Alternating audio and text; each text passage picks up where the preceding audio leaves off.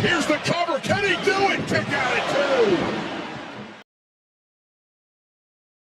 2. Right, so we now got night one of WrestleMania 41.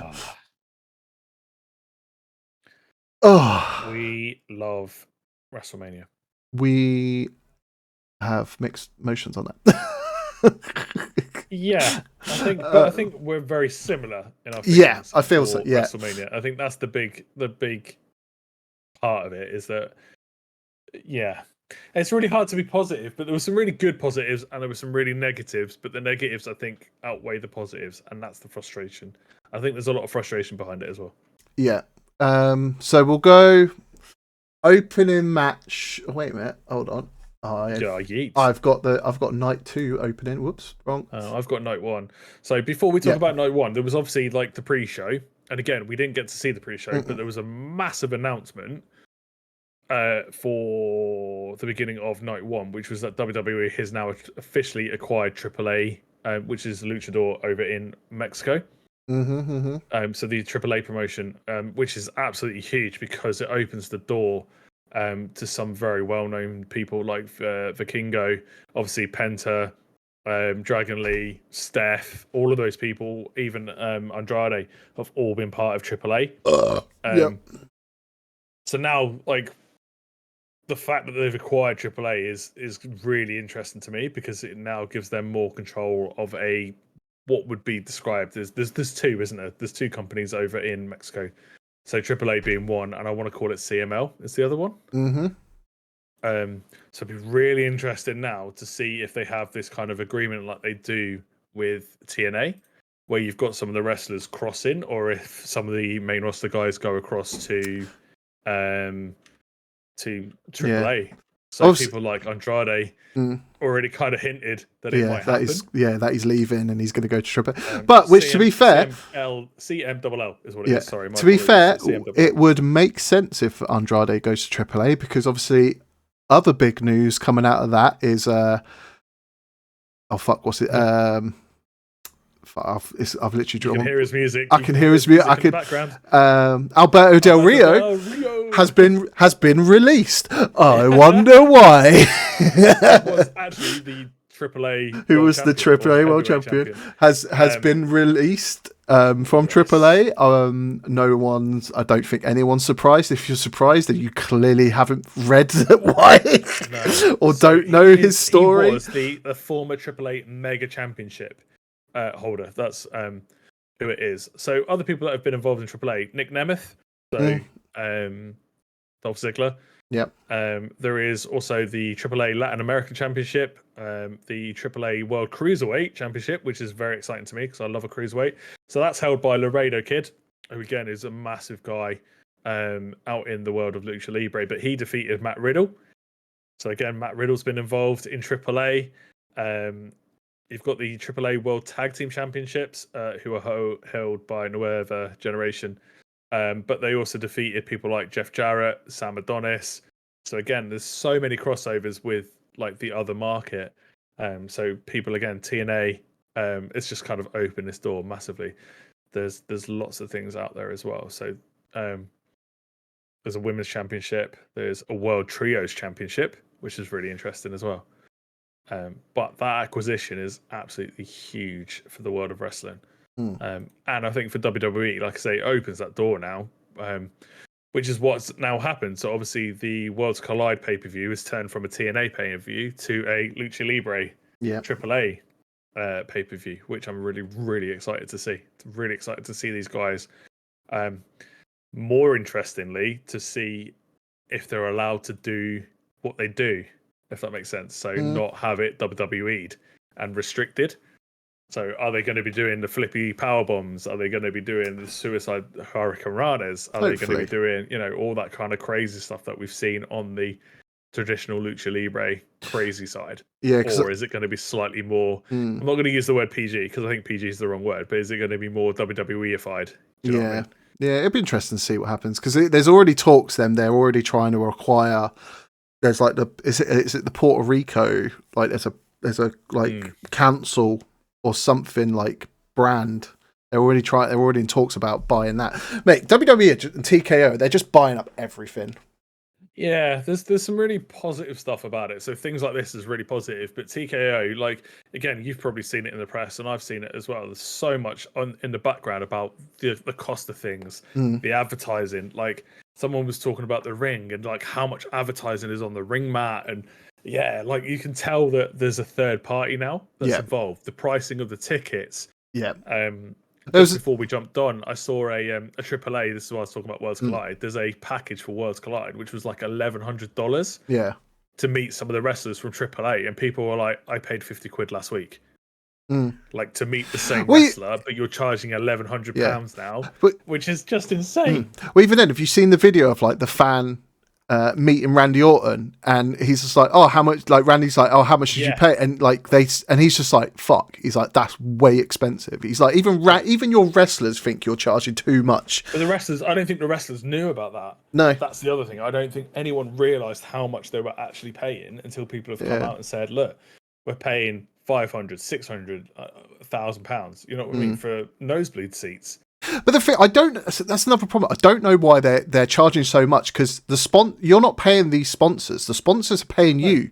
The sponsors pay Snickers, Fortnite. They're paying for that spot on the mat. Like, why do you need to WWE up your sell out regardless? Yeah, and they're gonna charge $2 and it would sell out. But literally, like you can tell they were struggling, because the couple of days before or the week before Mania, they dropped the ticket prices because they weren't selling out. It was still not sold out. No, so it's just expensive. I was like, if TKO went greedy, to use the WrestleMania name, they went WrestleMania name. It's not UFC. No. Like, UFC tickets are stupidly expensive. I mean, when it comes to the UK, the price tickets are anything from 150 to almost £4,000. Yeah. For a UFC event, like, and people will pay it because we're stupid and we'll pay it, but they won't with wrestling because the pricing has been established for far too long. Like, and the problem is, if they start to see people not paying those prices, they're gonna have to readjust it very quickly. But we know. People like Triple H read the dirt sheets. They read the comments. You know what I mean? They understand the frustration. Yeah, hopefully it'll change. Hopefully it will change. Like, if they bring one to the UK, like obviously it's in France this year. The Clash in Paris is in France, and the tickets went on sale the other day. And I completely forgot to nag you about it because you're going to buy me a ticket. But they were like, someone was saying to me, the price of the Clash in Paris ticket for one ticket last year, he managed to go to SmackDown and Clash in Cardiff and still had like £100 change. Like, but Clash in Paris this year is like almost 3 times as much as it was last year. Yeah. Which just doesn't make any sense. Like, it's just pricing people out. And in this day and age where people need the money, they're not going to spend the money on it. They've also got to think of, like, look, just because it's in another country, you've got to remember, like, people from the States, they're going to fly over. They've got to cover flights, hotels, and everything. And you're charging the same price, or if not more, than a flight. Mate, I'm looking at it now, right? There is a package on the WWE website. Yeah. It's £9,500 per person. What do I get? Premium ringside seats, a ringside photo op, pre-show all-inclusive hospitality with superstar appearances, a commemorative Clash in Paris gift, and dedicated priority entrance. Cool. So then that doesn't include my flights, doesn't include my hotel. No. Like, for that price, I want to be having says superstar appearances, but it doesn't say you can have photos with them. Yeah. For that price, I would expect to, like, I remember one of my mates, he went to WrestleMania like 30 something, and it was obviously in the States, and he paid, it was like I think it was like 4 grand, but that included his flights, his hotel. He got to go to SmackDown. He got to go to Hall of Fame nights 1 and 2. He got to go to Raw, and he had breakfast with all the wrestlers in the morning on both nights as well, like that, and that was 4 grand. I'm like, that's well worth it, because he got so much included, flights and hotel and everything. That was a package.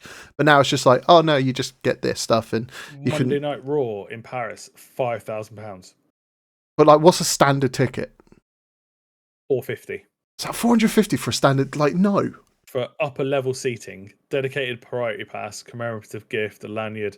So you might be able to get cheaper tickets, but like the package they're selling, £450. Yeah. And one of the things that they've put on all of it is professional, on location, on site support staff.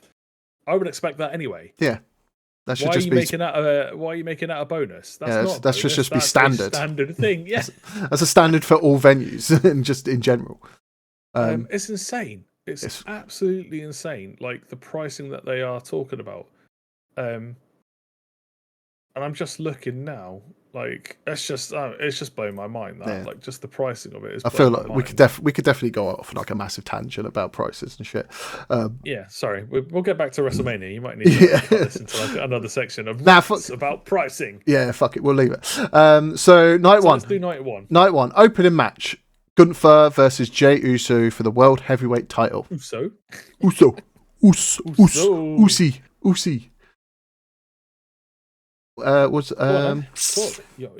boy. It's not my boy. Just because I yeet doesn't mean. Then you yeet more than I yeet. I don't yeet. You yeeted as I yeet. You did yeet. Usually you're yeeting now. I feel. I don't know if it was you. If you thought this the same. Do you feel like he injured himself by like during his entrance because he was like yeeting so much? You think his like arms were tired like by the time he got? Yeah, he's pulled a muscle or something. Yeah, he's yeeting so hard. Potentially, yeah. I think again, it's that adrenaline thing, isn't it? Like you can't control an adrenaline like surge or an adrenaline dump, but like to walk into a crowd, get the crowd, almost every person in that crowd, whatever it was, 60,000 people, 70,000 people, all doing your yeeting is insane. Like you're gonna be slightly over the top for it. You know what I mean? Yeah, I've not got much good to. I've got not really anything good to say about this match. Ooh. Sorry, I was just impressed that you didn't have anything good to say about it.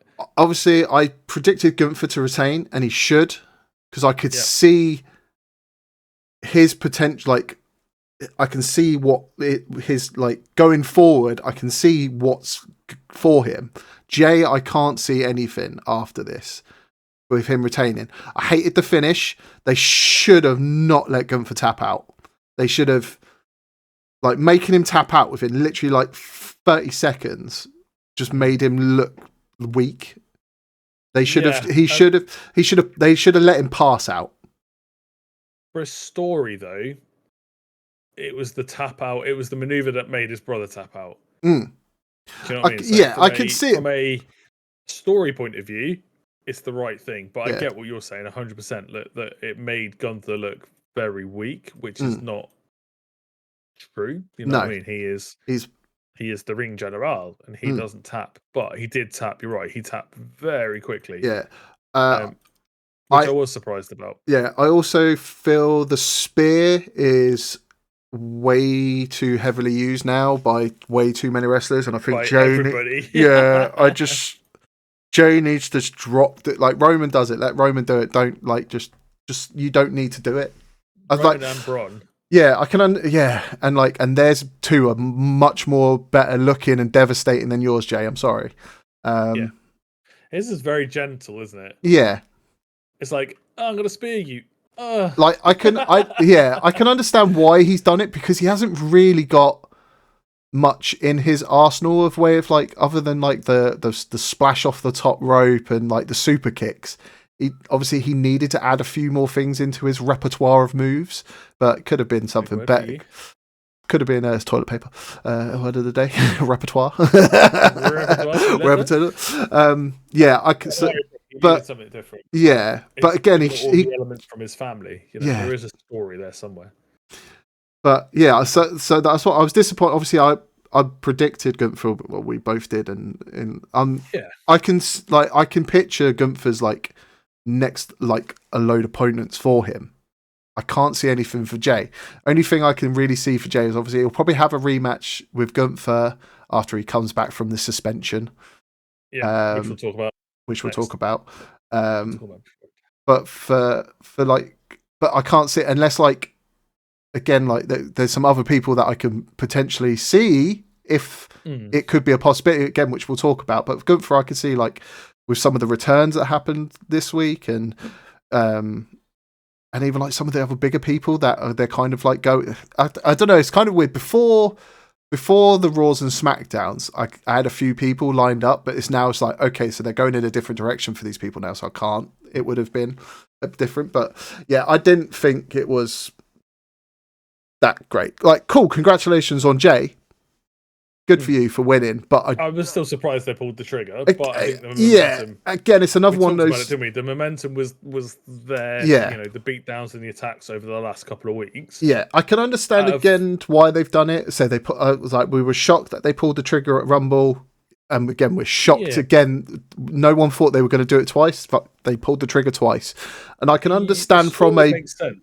I can they built it properly. Like, going into WrestleMania, this was probably one of the only 100% stories. Do you know what I mean? Like, everything else was kind of last minute thrown together, but this has been going on almost 3 months. Yeah, and I mean, and intensified in the last couple of weeks. And you really wanted Jay to win. You just didn't think they would pull the trigger again. Yeah, I can understand again why they've done it, because he is essentially like. It's what's best for business. He is the face of the company. No one gets like as big of as a reaction / from the crowd as he, and he probably sells like he's literally the next John Cena. He's John Cena's a replacement. Ooh, everyone like Jey Uso. Yeah, like from a theory, I reckon from merch sales with the crowd's reaction. You're drunk, you are. No, like he's the next face of the company. Nah, you're wrong. No, not as in like he'll be as big as John Cena, but in terms of best for business. Him to John Cena.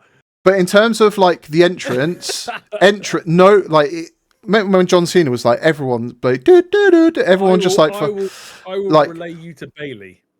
There you go. I will go back to the Bailey conversation. But again, Bailey was a hugger. Yeah, she had everyone eating out the palm of her hand. The moment she turns heel, she dropped off. Yeah. But she wasn't the face of the company. She wasn't the face of NXT. But she was the most over out of probably the entire roster at one point. But in terms of, I get what you're saying. He is never going to be John Cena. No, not in that instant. But currently, right now, I feel like they're trying to build him up to. They're riding that wave. Yeah. They're getting the money because of the crowd's reaction, the sales and that. We'll come on. Do we come on to it now?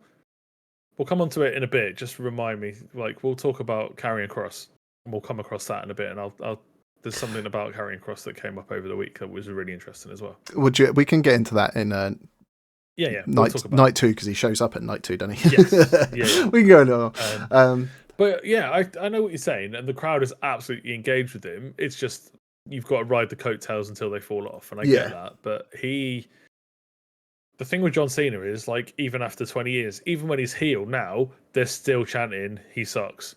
Do you know what I mean? Even when he's not heel, they chant. Kurt Angle is exactly the same if we talk about Kurt Angle and his thing. You know what I mean? Like, a theme song and a crowd interaction is great, but you've got to have a storyline, you've got to have a moveset, you've got to have everything. You know what I mean? And for me, one of the most underappreciated I think we ever had was Dolph Ziggler. Like, I think he was one of the most reliable and face, and if he was face or heel, people just loved him. Do you know what I mean? But anyway, we're getting sidetracked because we're on a tangent about Jey Uso and who's next for Jey Uso's title. I've got an idea who could take it from him, but we'll have to wait and see.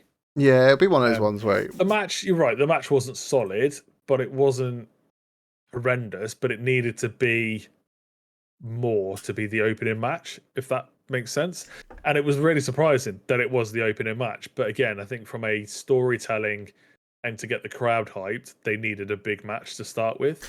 Yeah, they definitely did. Night, there wasn't a set of wrestlers on that night that could have made that impact. Would Tiffy and Charlotte have gone first? No, because Charlotte would have thrown her toys out the pram.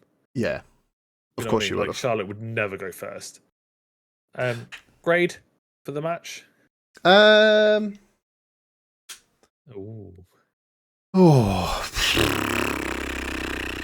C. You don't like the ending. You don't like the ending, do you? No, the ending, like making him tap out was just. It was just. It He was. did hit 3 splashes though. He did hit. They should have just left it at that. If they left it at 3 splashes, I'd probably go B. But because they've he obviously uses. I see why they did it and everything. But it just made Gunther look weak and act like a pussy. So it would be it's a C match for me. Yeah, I was on like the C plus, maybe B minus. You know what I mean? Because they did something we weren't totally expecting again, but the match itself wasn't. It was enough. It was lackluster. So yeah, I think I agree with you. I'll give it a C. We'll give it a C. Give it a C. Give it a C. Give me a B. B. Give me an A. Give me a T. Boo. Boo. Cool. Then we go on to the tag match that shouldn't have been at WrestleMania. Again, we'll get onto that again a little bit later. We can just skip this match. Can we skip it? Yeah. No, it's disrespectful to skip. We shouldn't say that, man. Obviously, Viking Raiders versus the New Day. Obviously, this is a D tier match for me. Bottom of the barrel. Yeah. It shouldn't have been a WrestleMania match. The TLC at SmackDown should have been a WrestleMania match. Everyone in the fucking world thinks that. So then this is another Triple H TKO miss. Apparently it was to do with some sort of sponsor thing, because obviously the War Raiders came out wearing. Oh, because it's Clash of Clans. That's what it was. I was like, what did they come out wearing? That's why it was Clash of Clans. Yeah, they had a few sponsors, didn't they? Like Drew McIntyre had a Doom sponsor. The Doom thing. Cool. Yeah, but he deserved to be on that match card. Yeah, he did. This I could understand, because obviously you had the New Day, obviously Xavier Woods and they have obviously up, down, down. They're the gaming guys.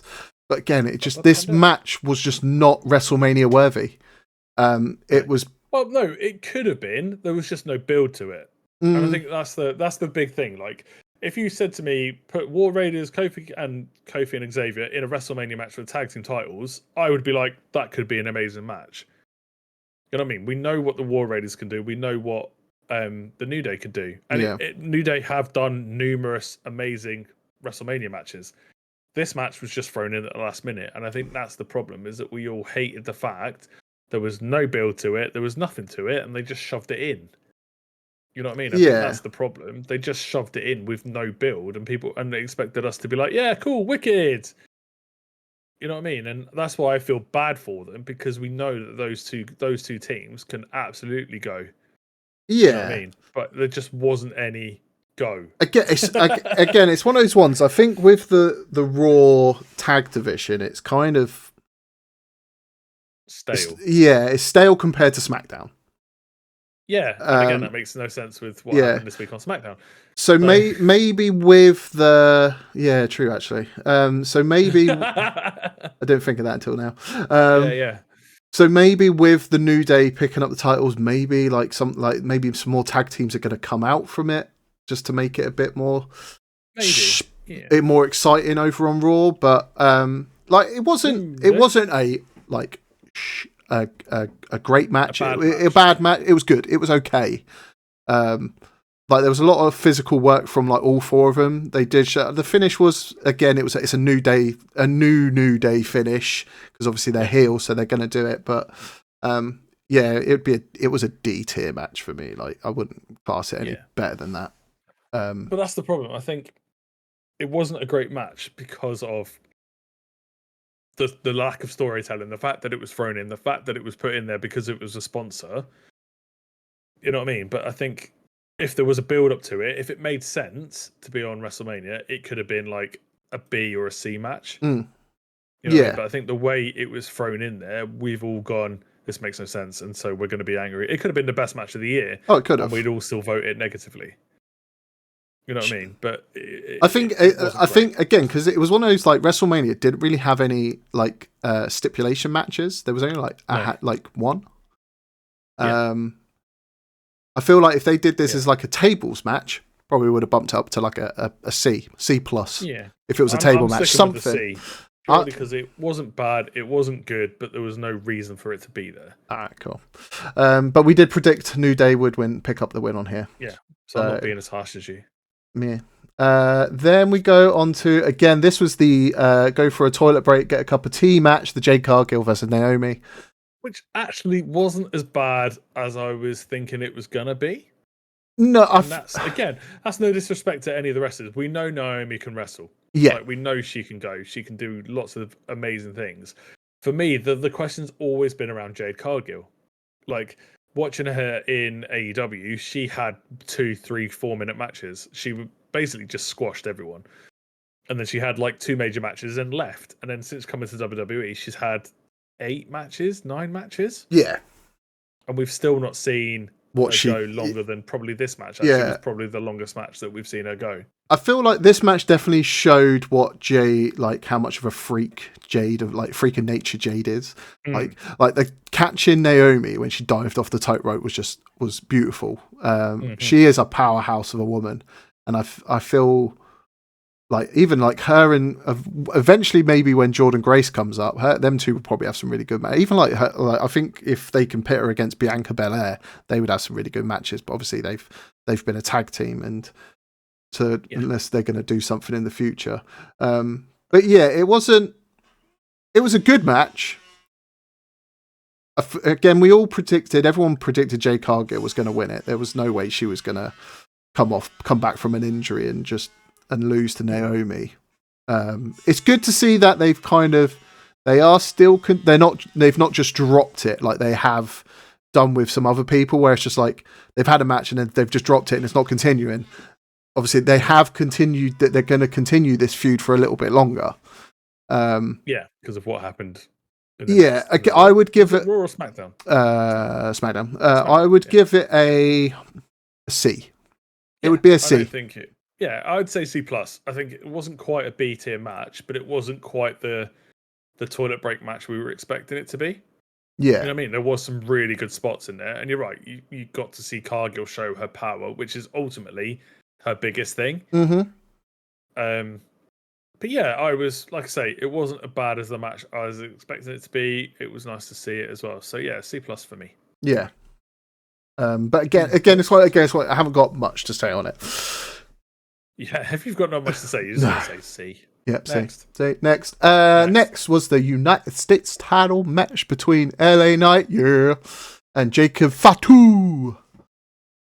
You were excited about this match, weren't you?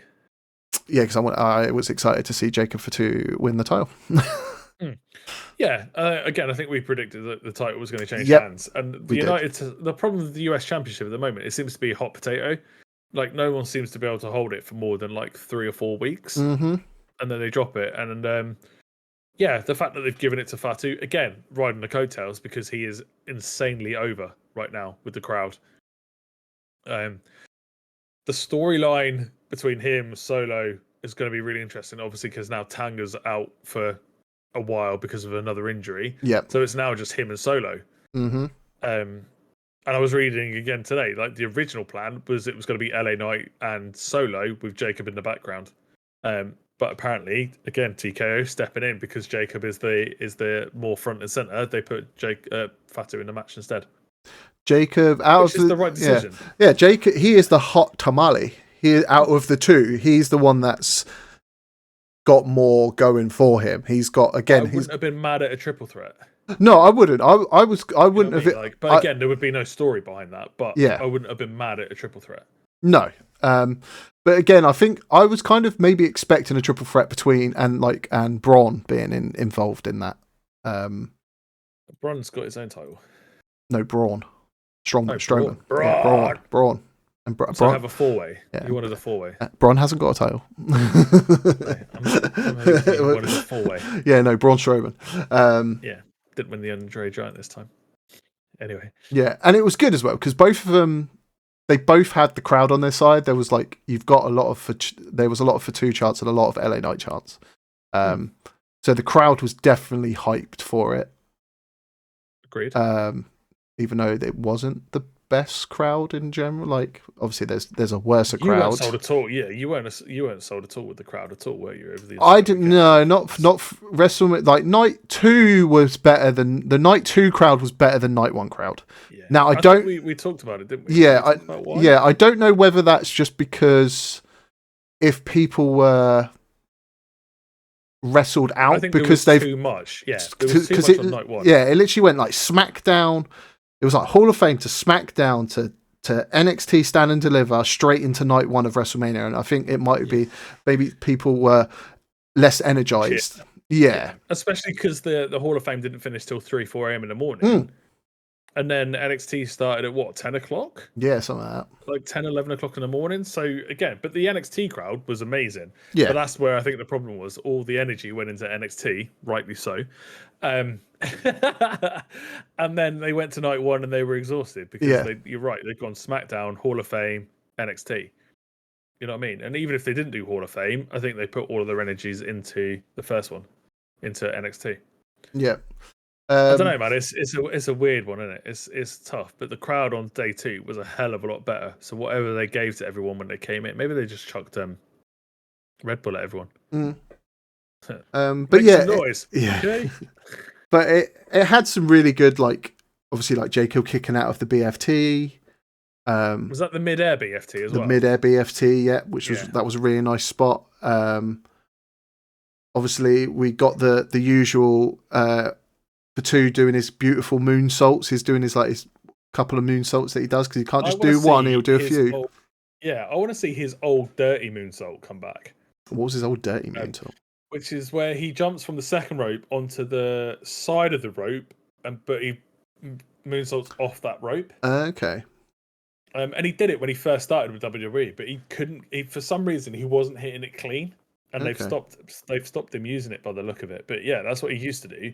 Is like jump off the second rope in the corner onto the rope into the moonsault off the rope. But it's so quick. It's like bang, bang, boom. Okay.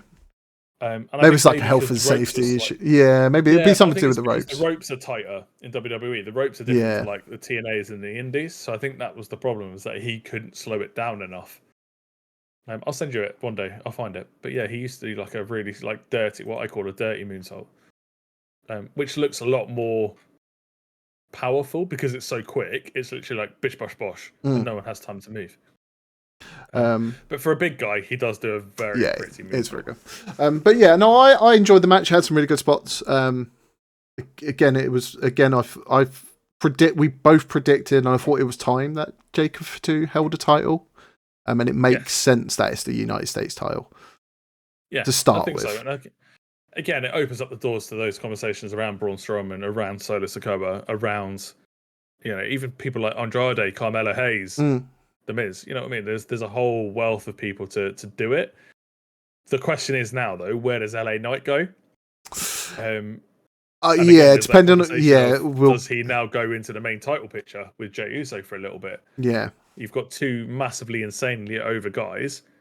With LA Knight's, massive theme song, and then you've got Jay doing his theme. I could see that as a potential feud down the line. I'd be happy with it as well. Yeah, it's going to be ones where we'll have to, depending on what happens coming up, which we'll get into, and see what the future is going to be after Backlash, pretty much. Yeah. But yeah, that's shaping up. Well, I was going to say that's shaping up, but there's only been one match announced so far, I believe. One confirmed match, anyway. No, there's two. There's two. Unless it changes, it might change. Yeah, one has definitely been added, which we'll get to. Yeah. What's the other? I'm trying to find out what the other one is. Actually, so obviously what happened at SmackDown? Obviously, you had a number one contenders match between LA Knight and Drew McIntyre.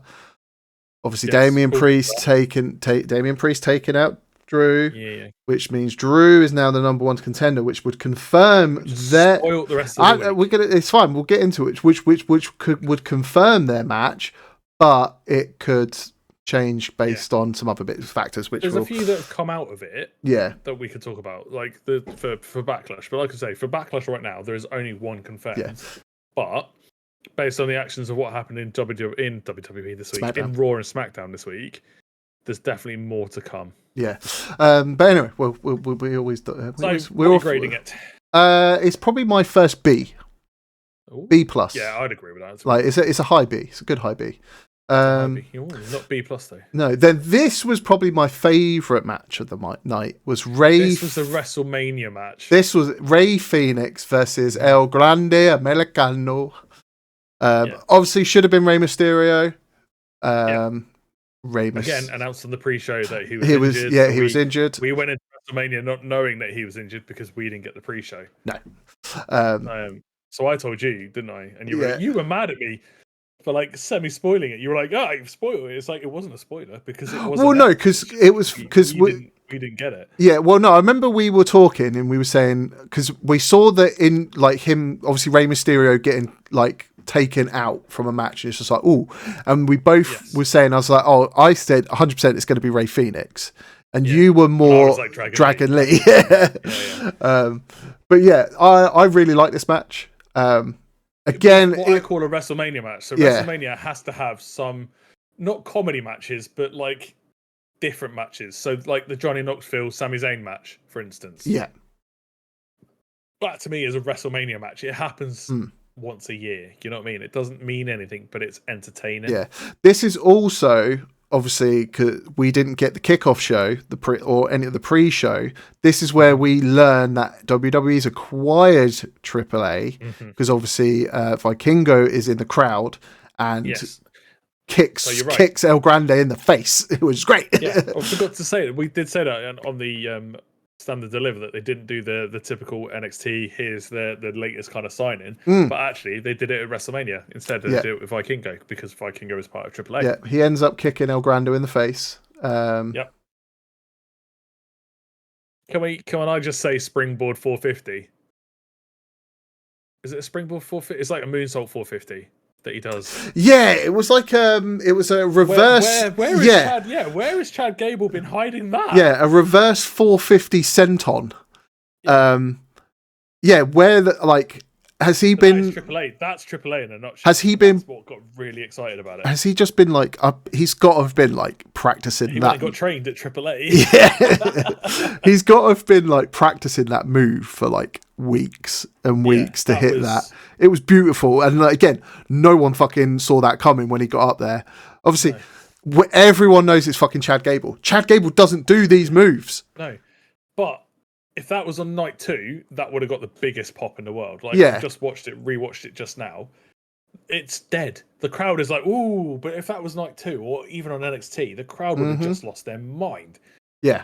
Like, I lost my mind seeing him do it because I was like, hang on a minute, Chad Gable, don't do that. Yeah. Like this, this was just a really good match. Like for Ray Phoenix, like, we know what he can do. He's only Phoenix has been in the business 3 weeks. 3 weeks, and he's at WrestleMania. Like same with Penta. Penta's only been in what was it? January started, so like January. So he's 3 months, 4 months in. Literally 3 weeks. The more beautiful it is. Yeah, and it was just such a good. It was a really good. Like this is an A match for me. It's A tier. Wow. It was okay. Out of all of the matches on night 1, this was my favorite match. Okay. Mine was a strong B plus. Like it wasn't quite A, but it was too short for me. That's my only doubt. That's my own. It finished really weirdly. Like it felt like someone had said, "By the way, we need this to finish now." Yeah, that was my only. It was rushed. That's my only issue. I looked at the match card, and it was only like a 7-8 minute match. Yeah, and that's what upset me. I think that just as they started to get really good, like they were cooking, it ended really abruptly. And my immediate things, like when someone like ends a match really quickly, is like, is one of them injured? Is it like has someone hurt themselves? Yeah, or you know what I mean? Or is it just a time thing? Yeah. And that's what annoyed me because again, this match could have gone 15-20 minutes and everybody would have been happy with it. You know what I mean? But for an 8-minute match, it was kind of like, oh, you've just started doing some amazing stuff and you pinned him. Yeah. Like, all right, he does the I'm going to say the CB headbutt because I'm not going to say the name because I'll get shot. But doing a diving headbutt obviously is slightly controversial. I can probably maybe see why it was a short match because it was Ray Phoenix only got it was last minute. It was just like, so they probably didn't have enough time for them to kind of work out what their match was going to look like. So it was just like that. Yeah, your opponent's changed. The finish would have been the same. it would have been El Grande picking up the win. But I feel like that's probably why, because it was like a last minute change. I think that's why they cut this match short. Do you know what? You're fair on that, and I didn't really think of that. You're absolutely right. Yeah, I think you're right because it was such a last minute change. Yeah, you're right. That the and again, for a last minute change match, that's why I give it an A. I give this a match an A. No, it was really I'd good. still give it a strong B+. Strong it B+. was a decent WrestleMania match. Yeah. Come on then, let's get this one out of the way as well. Yeah, another toilet break. Yeah, tea break. Yeah, and again, it's bad because I like Tiffany Stratton. I just don't like Charlotte Flair. She doesn't need to be. I don't think anybody likes Charlotte Flair. Yeah. We're at the point now where Charlotte Flair has become such a hindrance. Yeah.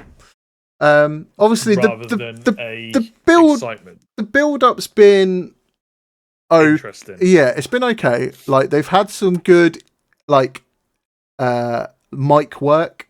They've had some good brawls, but as a match, it was just eh. It was hard hitting for the sake of hard hitting. Yeah. If you go back and watch it, there was definitely some things where Charlotte was overly committing. I think is the polite way of saying it. We know about receipts. We know how receipts work. It felt Charlotte was taking that to the next level. You know what I mean? At any opportunity where she could smack Tiffy, she smacked Tiffy. Didn't do it gently, just went, I'm going to smack you and you're going to thank me for it because you've got no choice. Yeah, I think Charlotte probably takes things a bit too to heart. Because have you seen the whole thing her and Nia Jax aren't friends anymore? Yes, that's because of the WWE WrestleMania roast thing. Yeah, that night went a bit too far. They're desperately trying to keep under wraps. Yeah. But yeah, the right person won the match. I'm just going to skip through this. 100%. Won the match. It goes on to what happens this week on SmackDown or Raw, whichever one it is, and then obviously opens the door for more matches down the line. Yeah. Where it takes Charlotte, that's a really interesting question. I don't know where Charlotte goes from here, or where she even fits in. Don't know. I don't know. That's the next conversation because of what happened on Raw and SmackDown this week. The other two belts, for instance, the mid-tier cards, are now busy. If that makes sense. They've both got storylines coming out of what's happened. Obviously, they need to do something with her because she will be heavily involved in Revolution. Because obviously, the only thing, maybe run it again as a three-way with the person that got involved. SmackDown. SmackDown. Maybe. Again, I think that'd be a shit match. Not shit, but it'd be boring. Yeah. I don't know. This is the problem. I don't know where Charlotte goes. And for once, I'm glad I'm not part of that team that writes it. Because I have absolutely no where Charlotte fits into this right now. I feel like it's Raw's... even the Raw's women divisions lack in luster as well compared to SmackDown's.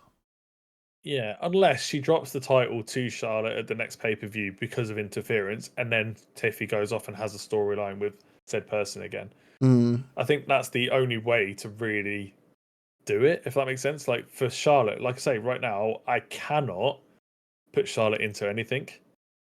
There is no storyline for Charlotte right now. This was the only storyline when she came back. So the only thing I take away from it, because obviously then Tiffany did the press conference afterwards. Damn, she got her tooth fixed fast. Yeah. She definitely broke her tooth, but then literally, as soon as she did the press conference, she's like, "Yeah, it's all fine." It's just it's bloody but you've got a black eye and a cut on your head. Yeah, Charlotte decided to deck you. I was like, I suppose it is Vegas. You probably rushed to get that tooth fixed quickly.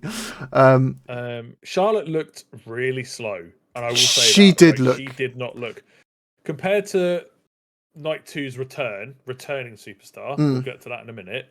They were night and day. Yeah. One person looked like she hadn't missed a beat and she looked good, although she didn't take as many bumps. We'll talk about that. Charlotte looked slow and sluggish. She was not keeping up with Tiffy at all. Yeah, and I don't know if that's... Do you reckon that's because, since obviously coming back at the Rumble, she's not really done much in terms of... It's 100% rust, but then part of me was like, she did it on purpose because she was fighting Tiff. She didn't care. Like, and that's my other side. Whereas she was like, I don't care about this. Yeah, You know what I mean? do you reckon she was It's purposely doing it to try and make Tiffany look shit? yeah, and I think that's part of it as well. But she looked rusty. She Yeah. did not look clean, and part of that, like she did that dive in natural selection. She Yeah. didn't make any contact with that whatsoever. She dived and completely missed her. But Tiffy sold it the right way. You know what I mean? But it just looked sluggish, and I Yeah. think that's part of the problem where think- we all lost interest Yeah. because we were like, well, she doesn't want to be there, so why should we be there? You know I what I mean? think Charlotte, because again, I saw another thing. Like Charlotte's apparently come out and said that she wants to reimagine herself, and she's going to drop the Charlotte Flair name and actually go by her real name, which is Ashley. I think it's Ashley Flair. That's spelled weird. Interesting. Because she doesn't like what her character. She wants to reimagine herself. She wants to do it again, which I can understand because I think.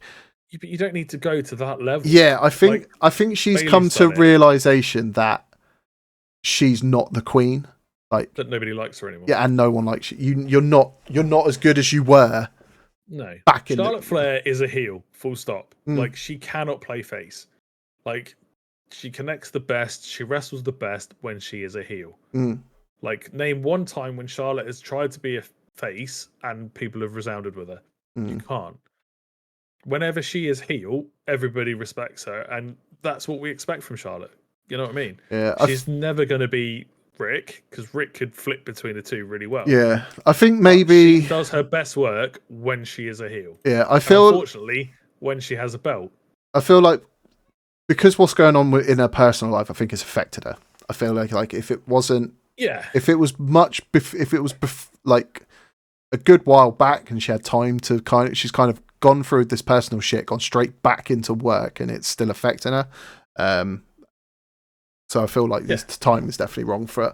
I think maybe the timings were wrong for her to return so soon. It might have been better next year for her to I think she worked so hard to get back. Yeah.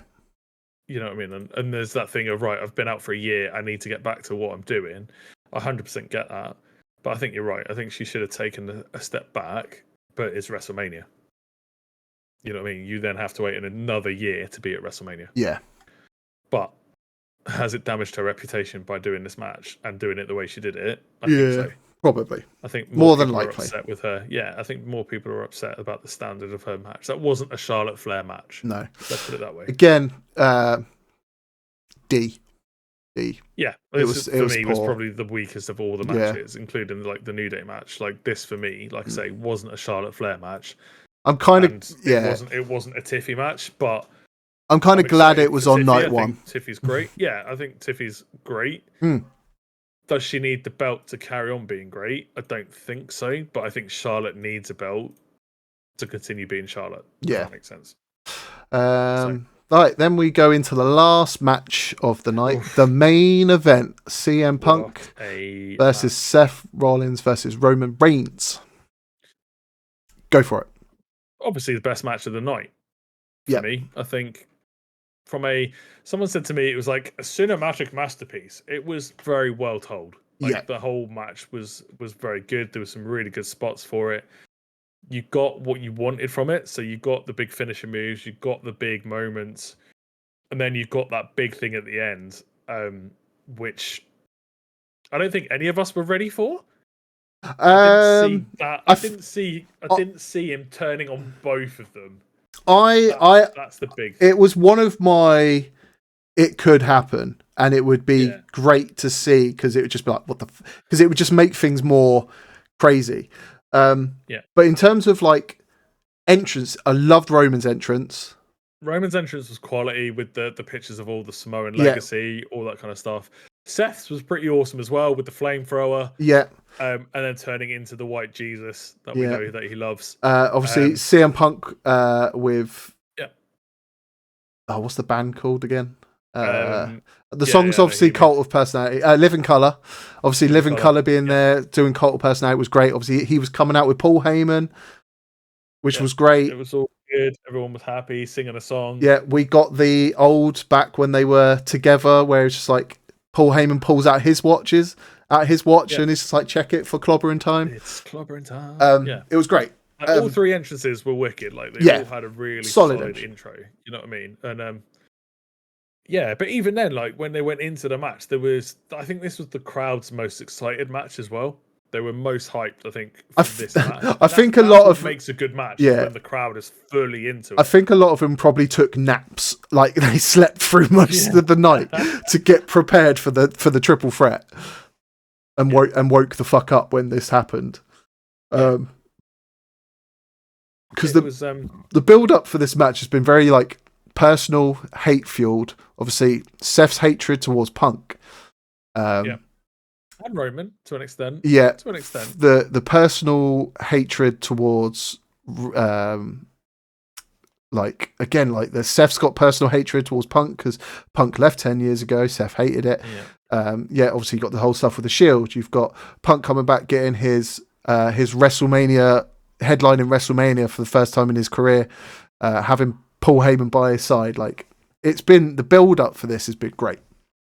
Yeah, again, probably out of all the storylines, this is probably one of the most strongest. Like, it's been the one that's been the most underlying as well. So, like, every time you think it's over, there's another twist to it, or there's another addition to it. You know. So this felt more of this was the favor. Yeah, this definitely felt more of like a fight rather than like a wrestling match. This was just like these people hate each other. There was so much emotion behind it. Yeah. I think it was always going to be, but it was a clean match. Like, it wasn't sloppy. There wasn't any kind of like moments where I went, "Oh, he missed that," or he should have done that, or he pulled out the GTS, he pulled out the spear, he pulled out the stomp. Saw the Anaconda Vice. I love the Anaconda Vice. I think it's one of the best kind of submission moves. We saw Seth turning a spear into a fucking pedigree, which was great on Roman. Yeah. Did he hit that clean? I can't remember if he cleaned it or not. I think he did. Yeah, no, I don't think he did. I think he. It was semi-clean. I'm literally rewatching. Oh, you rewatching it? He managed to get one arm, but not the other arm. Okay, so semi-clean, half clean. Semi-clean, but the idea was there, and we all kind of appreciated the idea. But yeah, like, and then the finish. Like Heyman turning on Punk, with the chair. And then well, it was with the low blow. You low blow both. It was low blows all round, wasn't it? Let's be honest. He just gave it all around. It was it was in the atmosphere. It was out there that a lot of people, because they were comparing, obviously, like a few years ago when like Paul Heyman and Seth were like shaking hands. I think there was a cage match at some point where he helped out Roman. So there was inklings, there was bits where it was just like, this could be a possibility that what if Paul Heyman turns his back on his best friend CM Punk, turns his back on the tribal chief and joins forces with Seth, and fuck me, it happened. Yeah, like that moment of absolute heartbreak with Roman Reigns where the Punk gets the chair, you see Roman's face, like you felt that, you know what I mean? Like you felt like the absolute betrayal. Yeah, it was just Punk like gets the chair, he goes to hit Roman, low blow, gets low blowed, and then Roman's laughing, going, he's aligned with me. The wise man is with me, and Paul Heyman, you can see like the confliction, but Roman is like, the boy's with me. And then Heyman, being Heyman, presents the chair to his tribal chief. And then, bam! Low blow to. No, but he lets Reigns hit him with the chair first. So Reigns goes over to Punk, hits Punk a couple of times with the chair, and then Heyman's like, no, Shield opportunity to hit Seth in the back. You know what I mean? He sets it up like the spit, like get his revenge. The Shield split. He's like, look, he's in the perfect position. I'm literally watching this live, and we'll talk about it. And Roman's like, no, I've got this. It's fine. Pushes him aside. And then this is where I was like, oh, shit, Heyman's going to hit him. Yeah. And, like, he's perfectly positioned and boom, done. But it's the way Seth does it. Seth is just literally facing up the ramp the entire time. Doesn't move, knows exactly what's going on. And it's like the Seth Rollins... Is it the Architect phase where Seth Rollins was like... You know what I mean? He was like God's gift to the world. Yeah, he was Triple H's boy. Yeah. And then, he doesn't move. He literally has his hand out and Heyman just hands him the chair. Like, that is storytelling right there. Like, the whole sequence is like 3 minutes, but that whole 3-minute sequence is probably the best thing they did out of night one. Yeah. 100%. It was, again, it was one of those ones, as I said, it was out there in the atmosphere. It was a possibility. But I don't think people thought it was going to happen, and it fucking did. And you say it was the best. It was the best match and the best thing that whole fucking night.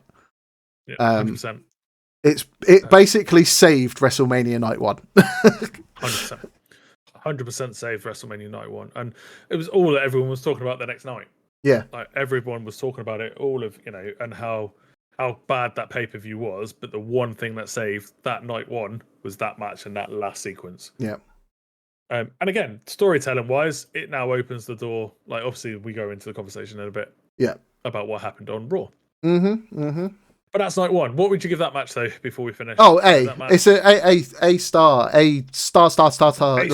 yeah, it's a triple A match. Like, it was good. It was an A tier match. A plus. Like, it was. So what would you give the whole of Night 1 then? As a whole, with that match and like being the saving grace. It would be still like a B minus, B plus, like it would just be a B. Yeah, B. Like, it's a B. No, it's not worthy of a B for me. Like, there was too many weak matches or not enough build, so I would say a B minus. Let's say there was only C, but not quite a B. Yeah, B. Like, I'm like just standard B. I'm happy with that. With that being the saving grace, but cool. Saving grace. Then we. Shift into night 2. Kicking off with opening match of potentially what I declared is probably going to be the best match of the entire WrestleMania card. Yeah, again. Oh crap! I was not disappointed. No, I forgot we didn't go for what was our predictions on Night 1? So we predicted Jacob. We predicted Tiffany. Yeah. We predicted El Grande. Yeah. We predicted Cargill. New Day. We predicted Jade Cargill.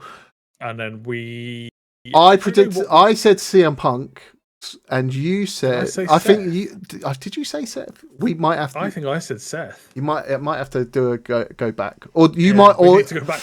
Yeah, or you may have agreed and said this could be CM Punk's moment. Yeah. I think. Either way, I might have got it wrong, but either way. I didn't see the Paul Heyman turn. How about that? Predictions, we were pretty solid on that one. But Night 2, opening match. And I got 11 patches. 11 for fucking you and your patches. Mate, I forgot there was Raw call-up patches as well. Oh, was there? So for Raw and SmackDown this week, if they were returners or call-ups, they had a secret patch as well.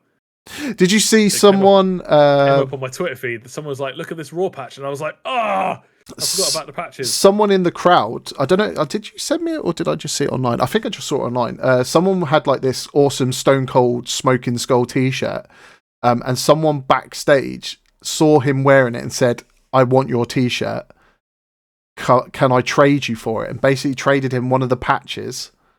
Wow. And some other random stuff, and he got to like obviously go backstage and see all the wrestlers just for his...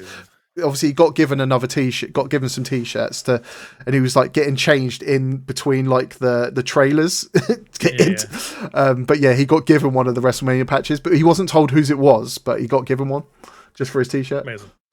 I want those patches, man. Yeah, right. Opening night for Night 2. Io Sky, Bianca Belair, Rhea Ripley. Triple threat match for the Women's World Title. Yep. And as predicted, as we said, possibly the best wrestling match of the entire weekend of WrestleMania, I should say, not outside of NXT. WrestleMania, and it absolutely lived up to the hype. Yeah, it was. I think it was almost a flawless match. If I remember it, I think if it was just Io versus Bianca, I don't think it would have been that good. I'm so happy that it was a triple. I don't think it would have been as good if it was just them two. Not to say either of them are shit. They're really good. We were annoyed that Rhea was kind of injecting herself into it, but actually, it makes sense. Rhea is money. Yeah, she comes into the match and changes the absolute dynamic of the match. Mm-hmm. I agree. Like I say, I don't think there was a bad moment of that match where I thought it wasn't right, and they knew what they had to do. They had to bring the crowd back from Night 1. You know what I mean? I think Triple H must have sat them out the back and went, here's a line of Coke.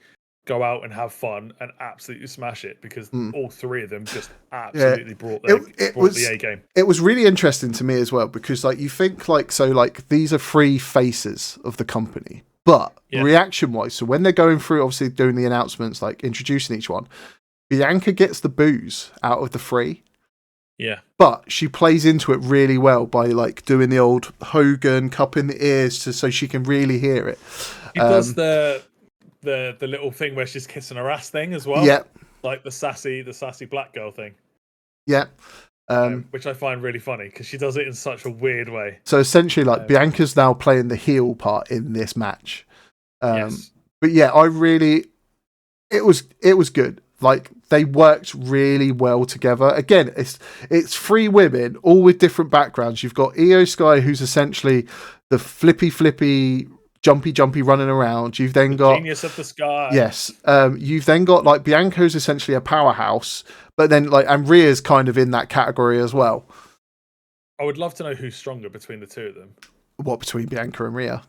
Yeah, I think Rhea is stronger, but I think Bianca is more athletic.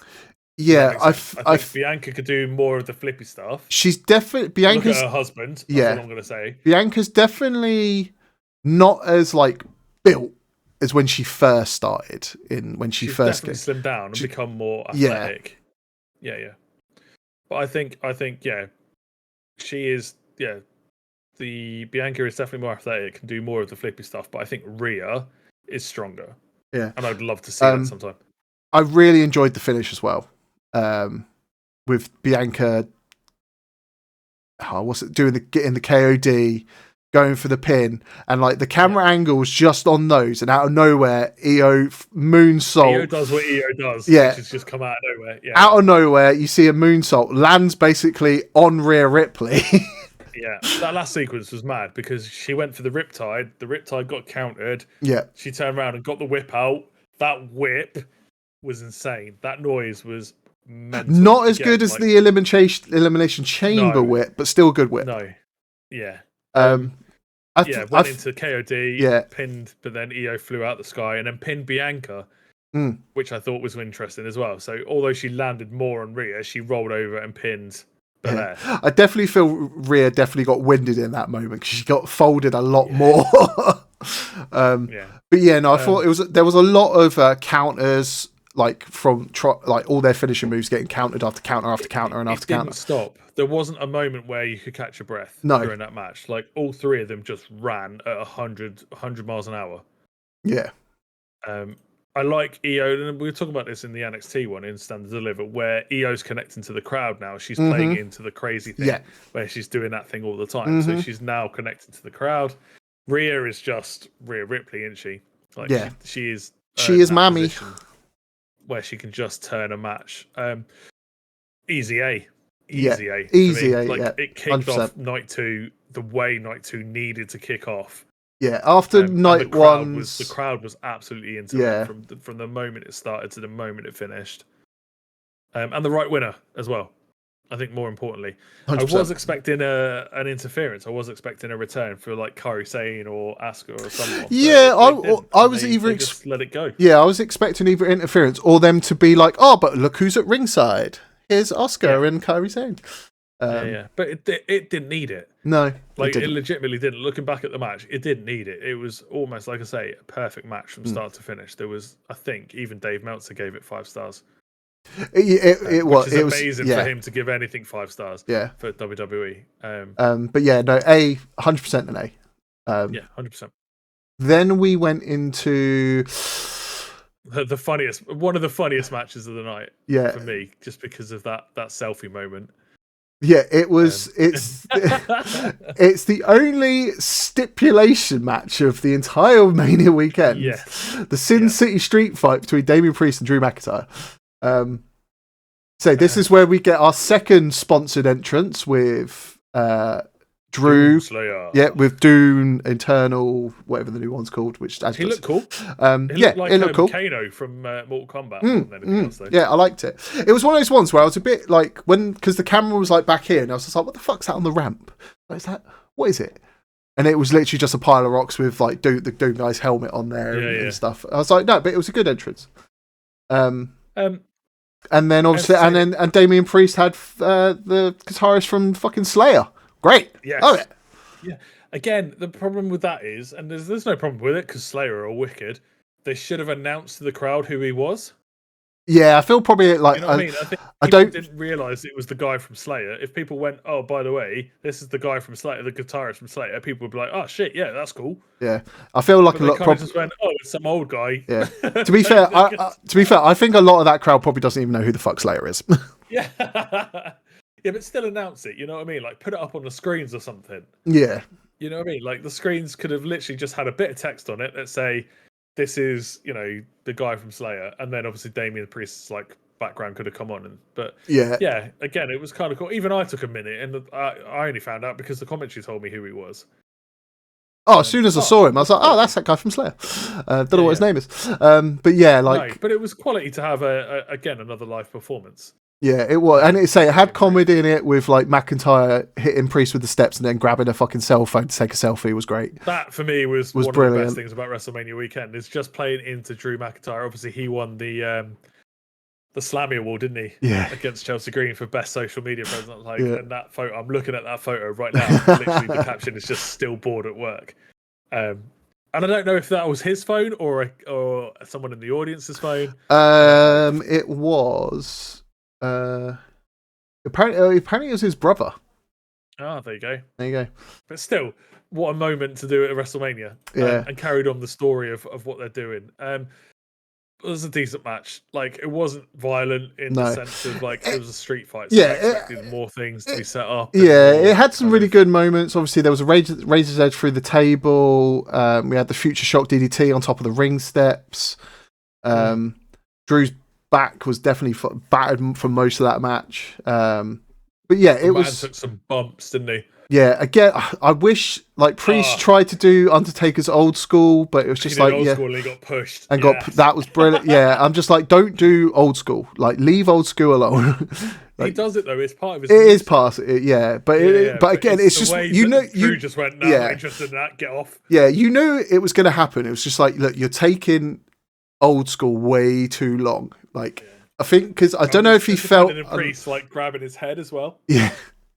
He immediately so he pushed him, and instead of like putting your hands up, when you fall, you go, Priest immediately went, "I'm protecting my head." Yeah, yeah. Obviously, I'm 6'7", I'm gonna miss those tables. But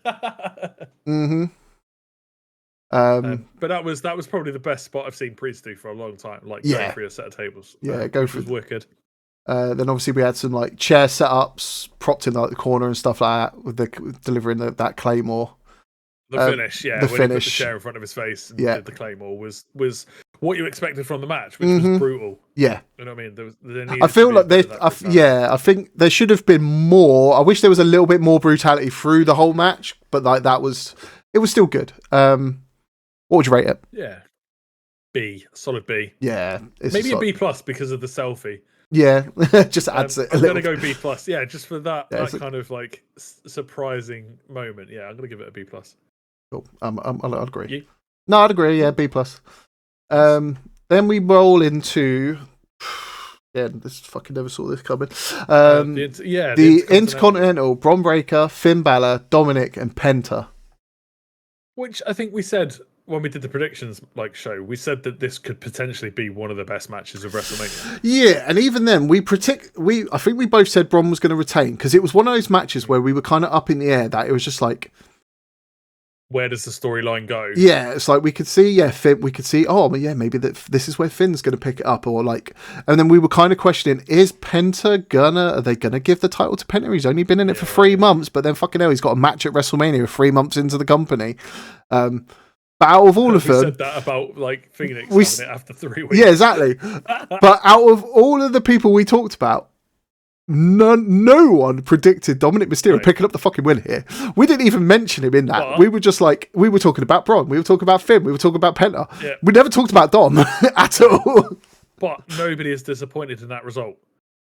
Literally. Everybody is on the hype train about it. And some of the stuff that Dom has done off camera is phenomenal. Some of the stuff about the backstage interviews, the promo work that he's been doing off camera, off the mat has been absolutely phenomenal. And and like the reaction from the crowd that he won was phenomenal. Yes. Like that shows everyone, you the right decision. Yeah, and it was just everyone fucking loved it. And he's like now like he's not getting booed ever again.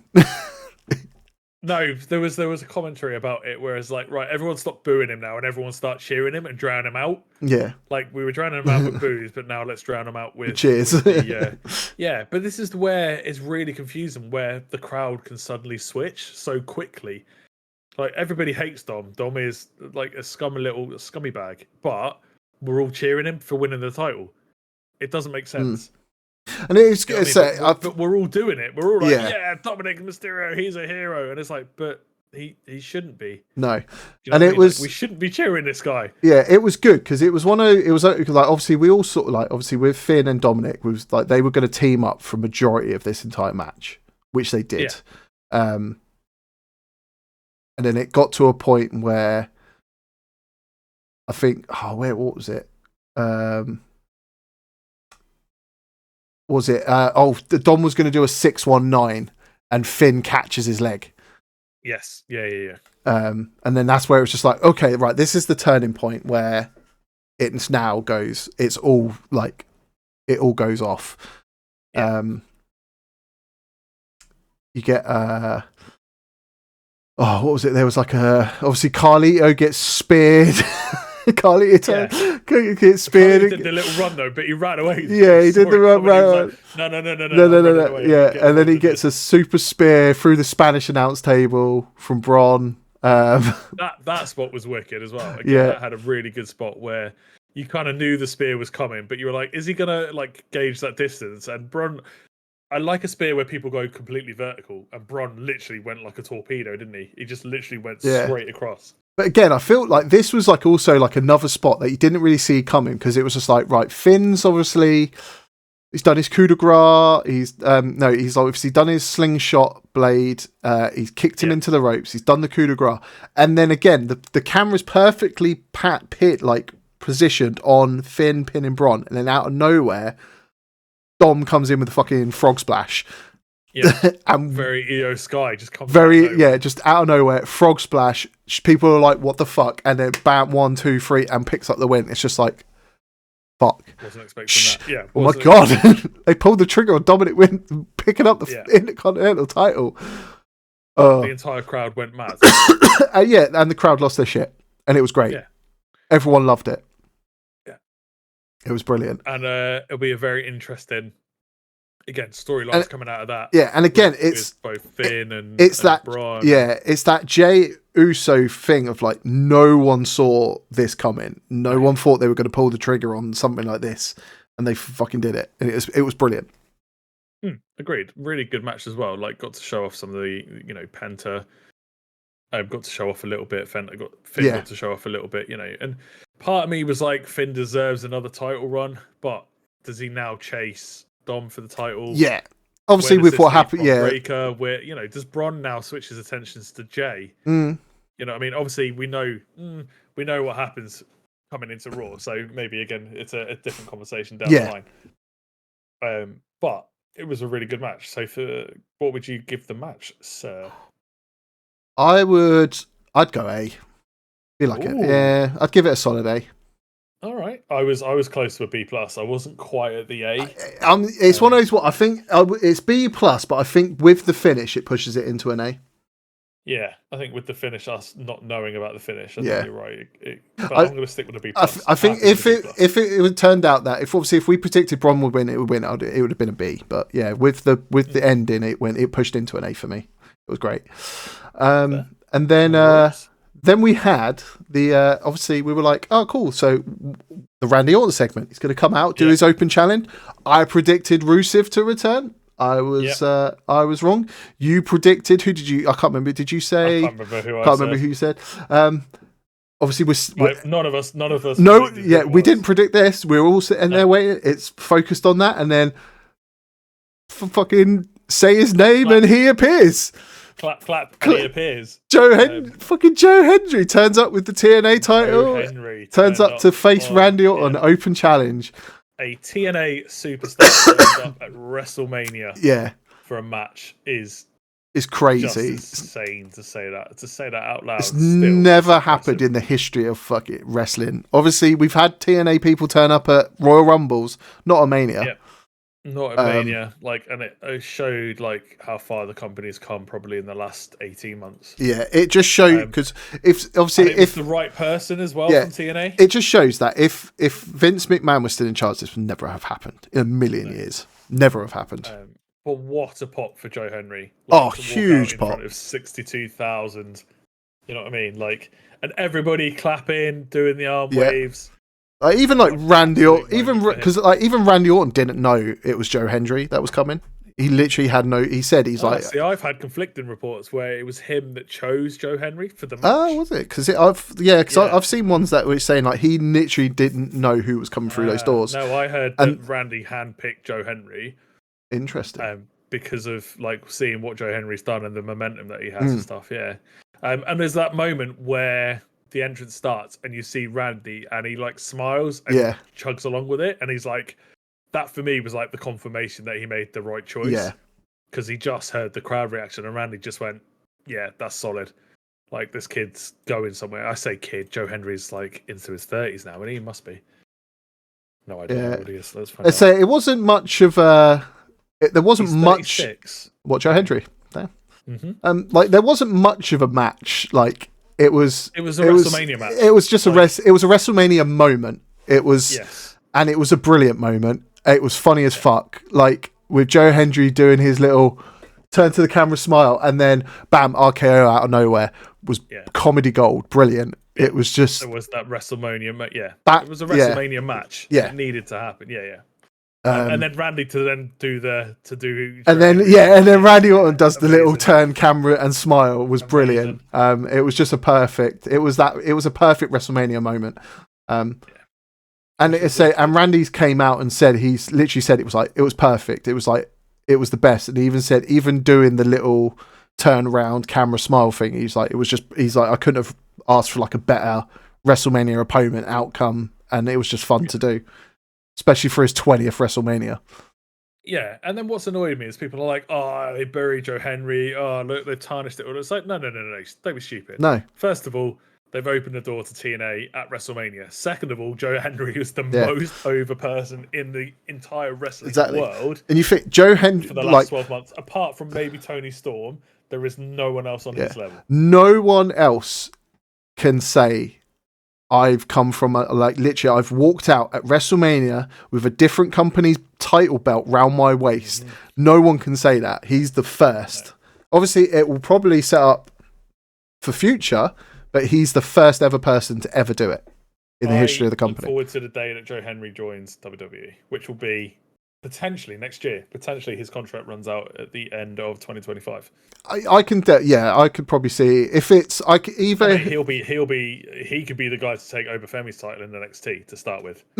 I could either see him maybe done. I would be happy either way. Either he extended his contract with TNA for a further year, or if he's I'm ready to go to NXT. He is ready for the big time. He is ready for WWE. Even if he went straight to main roster, I've got no issue with that. No. Because everyone knows who he is. True. You know what I mean? He doesn't need to build himself up like the Stephs and the Julias. He could turn up on the main roster and everyone knows who he is. Same as Jordan Grace. I think Jordan Grace decided to go to NXT because of the women's division. Yeah. Because of the quality down there. But I think Joe Henry could turn up on a Raw or SmackDown. Everyone knows his name. Come straight in, take the Intercontinental title. That'd be hilarious. But I'm just reading an interview with him, and apparently he found out literally a week before WrestleMania. Triple H messaged him and literally just said, Triple H said, "Listen, I'm sure you're aware Randy needs an opponent." That's it. That's all he said. That's brilliant. Love it. Right. But yeah, brilliant thing for Joe Henry is someone that has grafted for the last, I would say, at least 12 years. I think he's been around for a while now. Yeah. I remember him back in the days of. He was Rusev's bloody lawyer. Yeah, but in the UK scene, he was around with the UK scene for a long time before he moved over to TNA. He's only been in TNA, 2 years? Maybe 3 years? Have you seen the thing? He's everyone was expecting Rusev and we got his lawyer instead. Yeah. That was brilliant. I remember that's what it was. It was the What Culture Defiant Wrestling Okay. 2018. That's where I first saw him. And that's why he's got such a big British thing, because obviously people like Cultaholic and What Culture kept in touch with him and stuff. And then he joined Impact Wrestling 2018 for a year, and then went to Ring of Honor, and then came back to TNA in 2022. So yeah, it's only been a couple of years. Fair enough. But yeah, I'm excited to see him in WWE full time, hopefully in the next year or so. Hopefully. 2026 will be the Joe Hendry NXT era. Yeah, he just needs to keep that momentum. Yeah. Then we move on to the AJ Styles versus Logan Paul. You didn't rate the Randy match. I don't know if I don't know if I want to rate it, because it wasn't really. It's a B moment. It's a B, but I wouldn't class it was a match. It was a moment, and it was a great moment. Yeah. I'll just leave it at that. Yeah. But yeah, AJ Styles, Logan Paul, go. I wanted this match to be better than it was. That's my honest opinion on it. I think, and it hurts me to say it, I think AJ's lost a step. And I know he's getting old, and Father Time catches up with everyone. But I wanted more from it, and I think we'll talk about it in a minute when we've both kind of discussed it. I know AJ is pushing 50. He's now 47. It's weird because I know when he's fighting someone who's 26, 27, however young Logan Paul is, it just felt like a mismatch. Logan Paul's now 30. Like, it felt slow. Every Logan Paul match has been really fast, really rapid, because that's Logan Paul. You know what I mean? He is luchador energy. With AJ, if it was prime AJ 10 years ago, 15 years ago, it would have been a phenomenal match.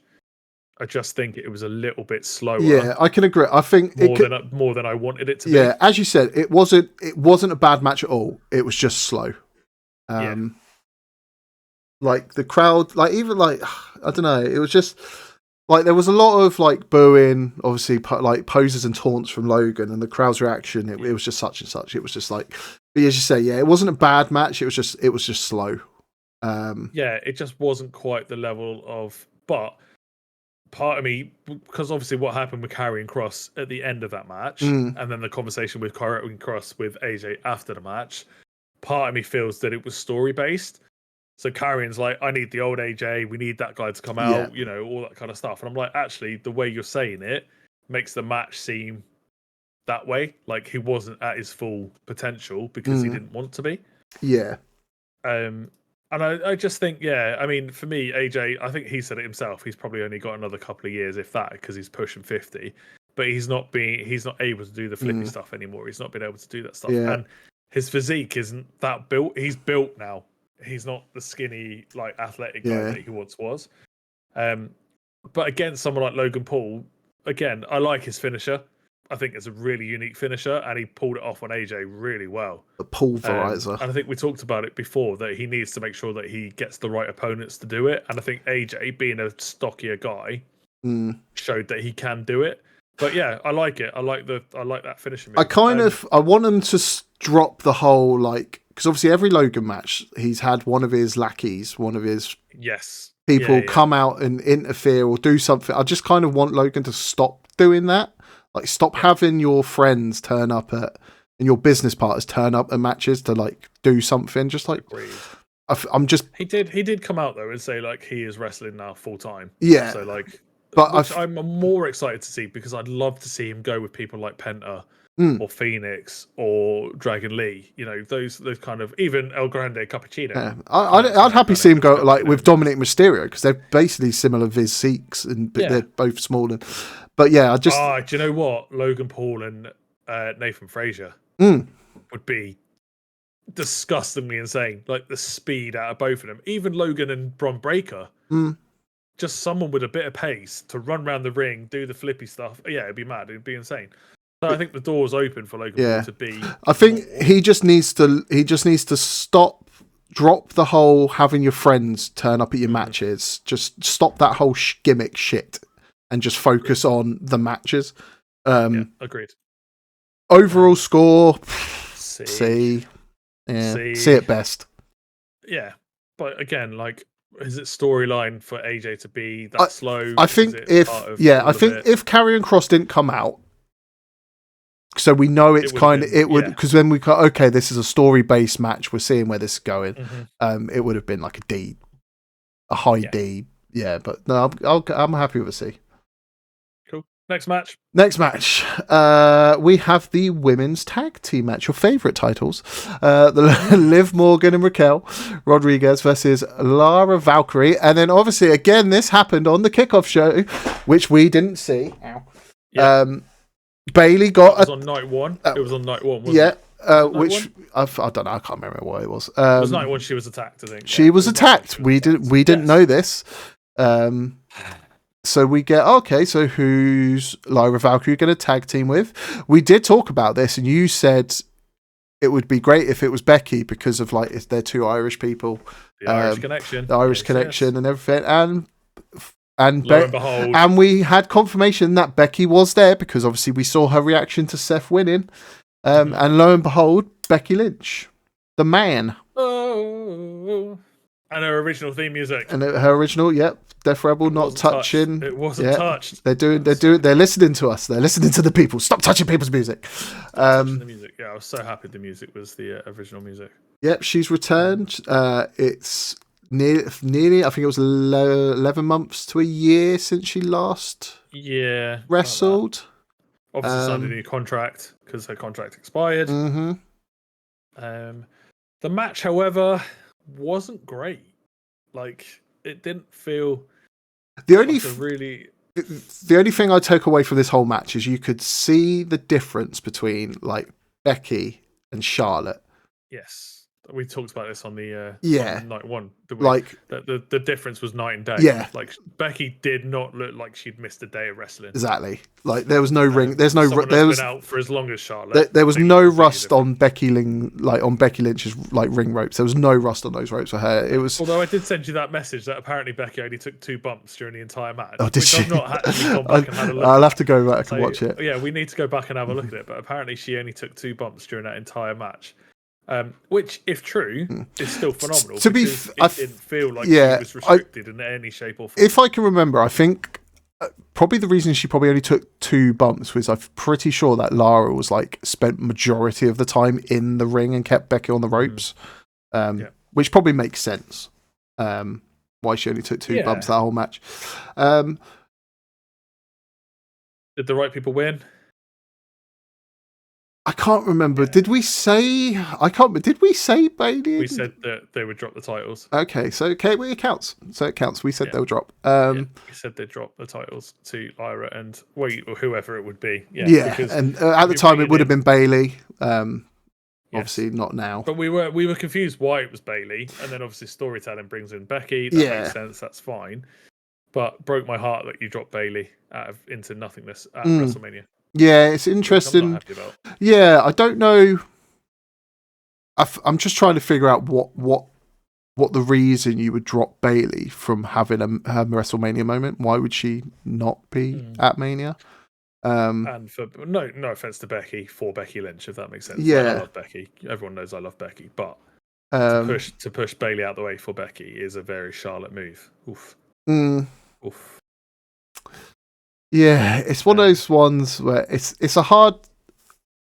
Obviously, we did predict they would drop it, but obviously we know what happens following this. And that's the confused. But again, it's all storytelling. To some extent, you have to trust the process. Yeah, at the time we were all like, okay, they've won the titles. Like for me, again, it's a hot potato title. Stop bouncing the belts between people. Give it to people and let them have it, or split them. Yeah, I think that's the problem with the women's tag team titles. It's just a very like, what the fuck's going on with it? That will then like split the titles. But what would you score it? I've got to write a letter, a C. Yeah, a C+ because of Becky's return. But the match itself just wasn't. You're right. It was more Lyra than versus those two. The ending was a very quick ending as well. Manhandle slam, pin, done. It wasn't even a disarmer. It was a manhandle slam in the middle of the ring. Done. Yeah, so this match was more just about, hey, Becky's back. Yeah. Not about the titles or anything like that. It was a solid match, but it wasn't anything spectacular. No. Welcome return. So yeah, I'll take it. C+. There you go. Then we move on to the main event. Cody skip this one as well. Rhodes versus John Cena. Big time John. Big match John. Yeah. Again, I didn't care. I think we both said we didn't give a shit about this match. We both predicted John Cena would win. And not in the way that he won, though. Not in the way, not in the way he won. We thought, initially somebody make it make sense. Yeah, we thought there would be some shenanigans from the Rock, who didn't fucking show up because he doesn't know what the fuck he's doing. He's just fucking getting involved where he doesn't need to get fucking involved in, or getting involved and then not continuing the story. Just going, I'm involved, but now I'm going out. I'm disappearing. It was an okay match. You could definitely see that John Cena's definitely slowing down. He's not where Cody's a lot more at his peak. Yeah, Cody's at his peak. Like, he's a lot more faster, and you could see John struggling to kind of keep up and move as well as he did at his peak. So it wasn't... Obviously, I liked John Cena's entrance, all black, and it just says John Cena. I thought that was brilliant. Still annoyed that they've kept the theme song. I kind of wanted something different. I can understand probably why they're keeping it, because obviously it's John Cena when it comes out, so it's just all black screens, and I like it. I like the fact that it came out very subtly. You know what I mean? The stripped back John Cena. I did like that. I thought it was a very different way to kind of come out to WrestleMania, because we didn't have any big WrestleMania moments. Like Tiffy had the Barbie thing, which was kind of cool. Yeah. We had the Roman Reigns thing. We had the live bands, but we didn't have a Rusev Tank. We didn't have a we had like Bianca doing like the skippy thing. Yeah, she had like with her we had some daughter-in-law and nice things, stuff. We didn't have anything that was like massively over the top this time. And John Cena came out to a very somber entrance. You know what I mean? It could have been Thugonomics. It should have been Thugonomics. It should have been Thugonomics. It should have been great. It doesn't fit the storyline character that he's playing right now. Yeah, you can definitely... The heel version of Cena, he's definitely a bit of a psychopath, because like there was a couple of moments where obviously he got the pin and Cody kicks out and he just sits there laughing. It's just like, okay, you're going a bit more like, definitely down that psychopath kind of aspect of the heel term, which, to be fair, which we can see in your promos that you cut in the ring in your interview. Like, you can definitely tell that he's like, enough's enough. He's fucking sick of the WWE universe, and this is it.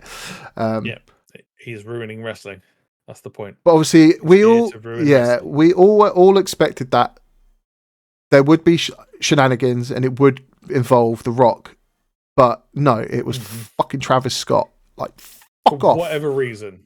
Yeah, he had no reason to be. He brought nothing to that match apart from a hindrance and a douche. Fuck off. Yep. As Logan Paul said, if I hear that fucking Fiend song one more time, I'm going to punch you in the face. Yeah, he had no purpose to be there. He was just a hindrance and got in the way. Okay, that's probably obviously why he was there. He was there to get in the way and distract Cody. Obviously, John Cena picks up the win. Everyone predicted that, and there's no surprise there. The surprise was having Travis Scott come down and do something. Yeah. Not sure what. And then obviously the back end of it. To be fair, talking about The Rock and the interviews and all that stupid stuff. Yeah, to be fair, the only surprise from that match was Travis Scott didn't come down with a fucking spliff in his hand. He came down with just a hardcore title. Didn't have no. Which he didn't even use. No, he didn't have a Red Bull can, and he didn't have a joint in his hand. So that's the only thing. Didn't even hit him with it. Or nothing. Or no. Yeah, as a match, meh. C. Yeah. Over the whole thing was a C. Travis Scott was a D. Because what was the point of bringing Travis Scott out? It makes no sense. Yeah. Then, like I say, like all the background stuff, all the background noise, the interviews, all that stuff that's happened afterwards is just kind of reinforced the point that it seemed to be really last minute messy. Yeah, it's gone the opposite. And John Cena deserves better than that. Yeah. You know what I mean? It's weird because it's gone opposite of like night one opened up shit and then it got good. Yeah. Night two, amazing match, really funny match, really good match, and then Randy moment, and then it started to slip and ended poorly. Agreed. Um, Agreed. I didn't like the ending. I didn't like the match. no. Again, like both of them deserve better. Both Cody and John Cena deserve better Oh, than what 100%. that match was. Yeah. But the right person won the match. Mm-hmm. Cody's probably going to take some time off. He's earned it. He's carried the company on his back for the last year. Yeah. You know what I mean? So, and then John Cena can have front and center of his retirement tour, Yeah. which is All exactly attention. what he All wants to do. attention on Cena.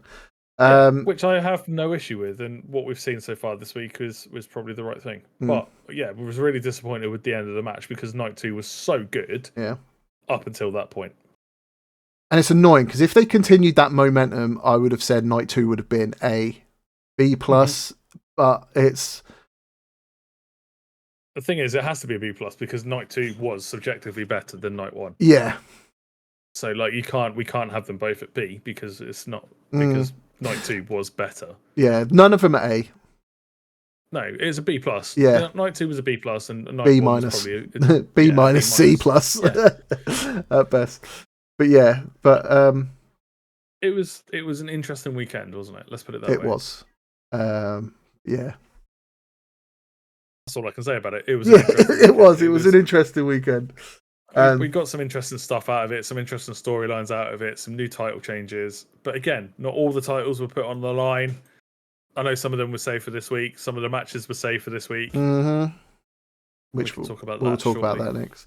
But yeah, there you go. That's our WrestleMania review. That's WrestleMania weekend. Good, but not great. Good, but not great. Not great. It was okay, but not great. I don't know. Yeah. Good, but not great. It could have been better. We'll leave it at that. It should have been better.